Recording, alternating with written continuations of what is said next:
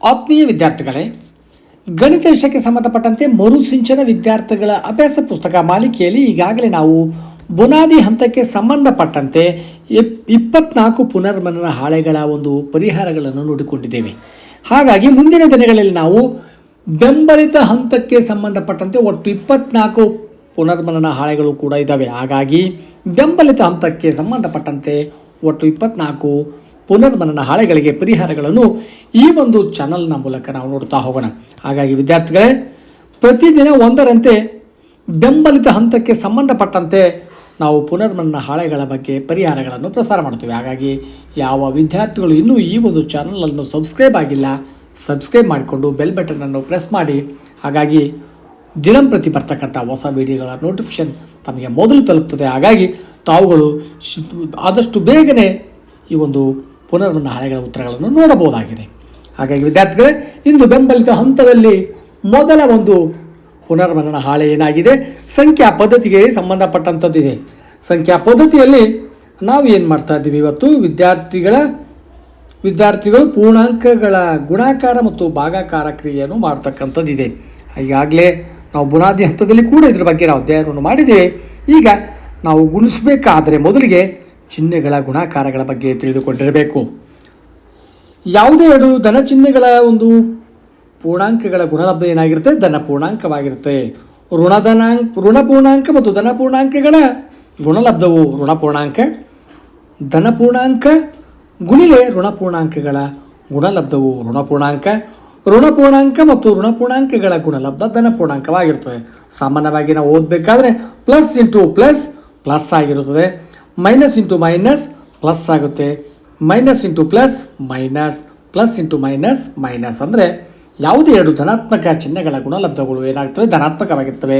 ಯಾವುದೇ ಎರಡು ಋಣಾತ್ಮಕ ಚಿಹ್ನೆಗಳ ಗುಣಲಬ್ಧಗಳು ಮಾಡಿದಾಗ ನಾವೇನಾಗುತ್ತೆ, ಅದು ಧನಾತ್ಮಕವಾಗಿರುತ್ತೆ. ಒಂದು ಧನ ಇನ್ನೊಂದು ಋಣ ಪೂರ್ಣಾಂಕಗಳು ತೆಗೆದುಕೊಂಡು ಹಾಗೂ ಒಂದು ಋಣ ಮತ್ತೊಂದು ಧನ ಪೂರ್ಣಾಂಕಗಳ ಗುಣಲಬ್ಧ ಮಾಡಿದಾಗ ಋಣವಾಗಿರುತ್ತದೆ ಅಂತಕ್ಕಂಥದ್ದು ಈಗಾಗಲೇ ನಾವು ಹಿಂದಿನ ತರಗತಿಯಲ್ಲಿ ಕಲ್ತಿದ್ದೇವೆ.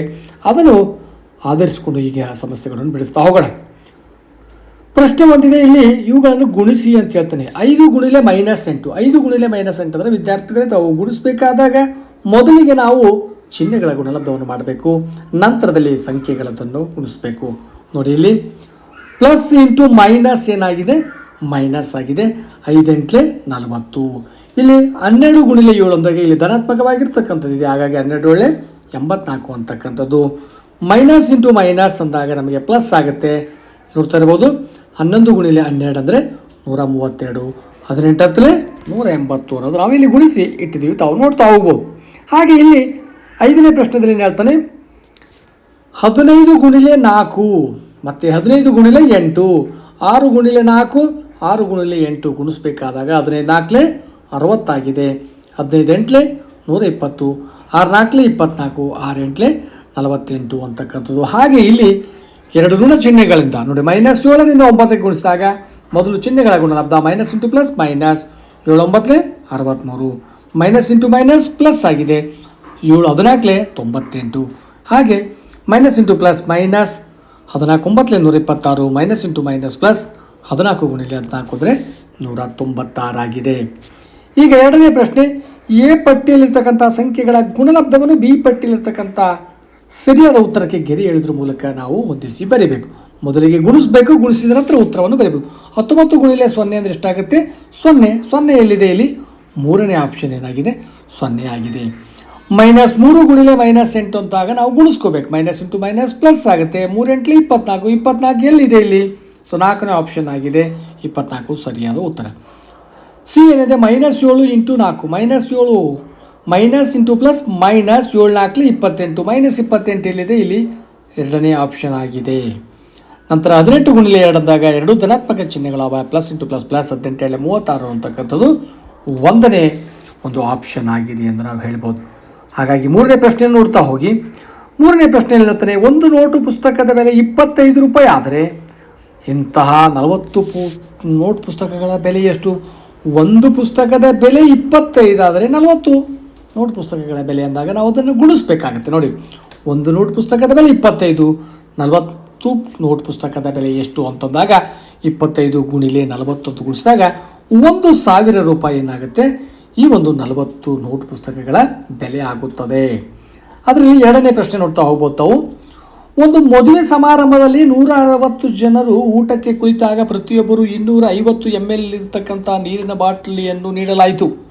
ಹಾಗಾದರೆ ಅವರು ನೀಡಿದ ಒಟ್ಟು ನೀರಿನ ಬಾಟಲಿಯಲ್ಲಿರ್ತಕ್ಕಂಥ ನೀರಿನ ಪ್ರಮಾಣವನ್ನು ಲೀಟರ್ಗಳಲ್ಲಿ ಕಂಡುಹಿಡಿಯಬೇಕಾಗಿದೆ. ನೋಡಿ, ಒಬ್ಬರಿಗೆ 250 ml ಕೊಟ್ಟರೆ, ಒಬ್ಬರಿಗೆ 250 ml ನೀರು ಕೊಟ್ಟರೆ 160 ಜನರಿಗೆ ಬೇಕಾಗ್ತಕ್ಕಂಥ ನೀರು ಎಷ್ಟು ಅಂದಾಗ 160 × 250 ಗುಣಿಸಿದ್ದೇ ಆದರೆ ನಮಗೆ 40,000 ml ಬಂತು.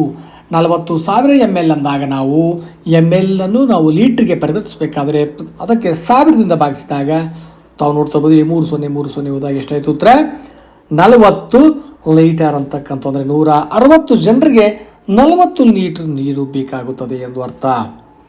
ನಂತರ ಪೂರ್ಣಾಂಕಗಳ ಭಾಗಾಕಾರವನ್ನು ಮಾಡ್ತಾ ಹೋಗ್ಬೋದಾಗಿದೆ. ತಾವಿಲ್ಲಿ ನೋಡಿ ನೆನಪಿಡಿ, ಪುನರಾವರ್ತಿತ ವ್ಯವಕಲನ ಕ್ರಿಯೆ ಭಾಗಾಕಾರ ಅಂತಕ್ಕಂಥದ್ದು. ಸೊ ಭಾಗಾಕಾರ ಮಾಡಿದಾಗ ನಮಗೆ ಭಾಜ್ಯ, ಭಾಜಕ, ಭಾಗಲಬ್ಧ, ಶೇಷಗಳ ಪರಿಚಯ ಇರಬೇಕಾಗತ್ತೆ. ತಾವು ನೋಡ್ತಾ ಇರ್ಬೋದು ಇಲ್ಲಿ ಭಾಜ್ಯ 39 13 ಏನಾಗಿದೆ ಅಂದರೆ ಇದು ಭಾಜ್ಯ, 13 ಭಾಜಕ, ನಂತರದಲ್ಲಿ 3 ಭಾಗಲಬ್ಧ ಮತ್ತು ಕೆಳಗಡೆ ಉಳಿದಿರ್ತಕ್ಕಂಥದ್ದು ಶೇಷ ಆಗಿದೆ. ಇದನ್ನು ಗಮನಿಸಿಕೊಂಡು ಕೆಳಗಿನ ಸಮಸ್ಯೆಗಳನ್ನು ಬಿಡಿಸಿ. 28ಕ್ಕೆ 7ರಿಂದ ಭಾಗಿಸಿದಾಗ ನಮಗೆ ಶೇಷ 0 ಬರುತ್ತೆ, ಭಾಗಲಬ್ಧ 4 ಬರುತ್ತೆ. ಹಾಗೆ -54ಕ್ಕೆ 6ರಿಂದ ಭಾಗಿಸಿದಾಗ ಬರ್ತಕ್ಕಂಥ ಒಂದು ಭಾಗಲಬ್ಧ -9 ಆಗಿದೆ, ಶೇಷ 0 ಆಗಿದೆ. ಮೂರನೇ ಒಂದು ಪ್ರಶ್ನೆಗೆ 1221ಕ್ಕೆ 11ರಿಂದ ಭಾಗಿಸಿದಾಗ ನಮಗೆ ಭಾಗಲಬ್ಧ 111, ಶೇಷ 0. ಹಾಗೆ 15,750ಕ್ಕೆ 15ರಿಂದ ಭಾಗಿಸಿದಾಗ 1005, ಭಾಗಲಬ್ಧ ಮತ್ತು ಶೇಷ 0 ಬಂದಿದೆ. ತಾವುಗಳು ಇದನ್ನು ನೋಡ್ತಾ ಹೋಗ್ಬೋದು. ಎರಡನೇ ಪ್ರಶ್ನೆ, ಅದರಲ್ಲಿ 4 ವಿದ್ಯಾರ್ಥಿಗಳು ಒಂದು ಬೆಂಚಿನಲ್ಲಿ ಕುಳಿತುಕೊಳ್ಳಲು ಸಾಧ್ಯವಾದರೆ 164 ವಿದ್ಯಾರ್ಥಿಗಳು ಕುಳಿತುಕೊಳ್ಳಲು ಎಷ್ಟು ಬೆಂಚು ಬೇಕು? ಒಂದು ಬೆಂಚಿನಲ್ಲಿ 4 ವಿದ್ಯಾರ್ಥಿಗಳು ಕೂತ್ಕೊಳ್ತಾ ಇದ್ದಾರೆ. ಹಾಗಿದ್ರೆ 164 ವಿದ್ಯಾರ್ಥಿಗಳು ಕುಳಿತುಕೊಳ್ಳಲು ಬೇಕಾಗ್ತಕ್ಕಂಥ ಬೆಂಚುಗಳ ಸಂಖ್ಯೆ ಅಂದಾಗ 164ಕ್ಕೆ 4ರಿಂದ ಭಾಗಿಸಿದಾಗ ನಮಗೆ ಉತ್ತರ 41 ಬರುತ್ತೆ. ಹಾಗಾಗಿ ಬೆಂಚುಗಳ ಸಂಖ್ಯೆ 41 ಅಂತ ನಾವು ಹೇಳಬಹುದು. ಮೂರನೇ ಪ್ರಶ್ನೆ, 8 ಬಾಕ್ಸ್ಗಳಲ್ಲಿ 2400 ಕ್ಯಾಂಡಲ್ಗಳನ್ನು ಸಮನಾಗಿ ಜೋಡಿಸಲಾಗಿದೆ. ಹಾಗಾದರೆ ಪ್ರತಿ ಬಾಕ್ಸ್ನಲ್ಲಿರ್ತಕ್ಕಂಥ ಕ್ಯಾಂಡಲ್ಗಳ ಸಂಖ್ಯೆ, 8 ಬಾಕ್ಸ್ನಲ್ಲಿ 2400 ಕ್ಯಾಂಡಲ್ಗಳಿವೆ.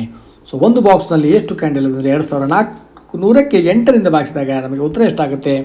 300 ಅಂತಕ್ಕಂಥದ್ದು. ಸೊ ಇಲ್ಲಿ 300 ಒಟ್ಟು 300 ಬಾಕ್ಸ್ಗಳಿದ್ದೀವಿ ಎಂದು ನಾವು ಹೇಳಬಹುದಾಗಿದೆ. ಸೊ ಮುಂದಿನ ಒಂದು ಪುನರ್ವನ್ನ ಹಾಳೆಯೊಂದಿಗೆ ಮತ್ತೆ ಭೇಟಿಯಾಗೋಣ. ಧನ್ಯವಾದಗಳು.